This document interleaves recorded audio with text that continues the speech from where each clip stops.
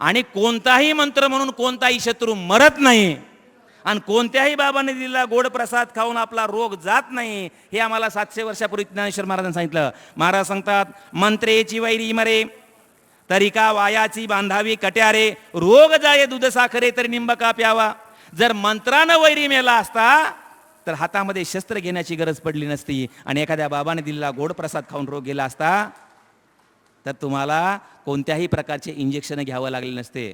मी तर म्हणतो बावगे सर, जर मंत्रानं वैरी मेला तर फारच बरं झालं असतं. म्हणजे फोर्स वनची गरज नाही, पोलिसांची गरज नाही, सैन्याची गरज नाही. तिकून पाकिस्तानचं सैन्य तिकून आलं की आपण एक गाडी कोकणात पाठवायची. का? कारण कोकणामध्ये लय भगत लोक आहेत. एक गाडी कोकणात पाठवायची आणि एक गाडी आपल्याकडे पाठवायची. एक पोतभर लिंबू घेऊन जायचे आणि तिकून 4 भगत बोलवायचे. तिकडून अतिरेक्याचे रणगाडी आले की आपण लगेच इकडं पूजा मांडायची.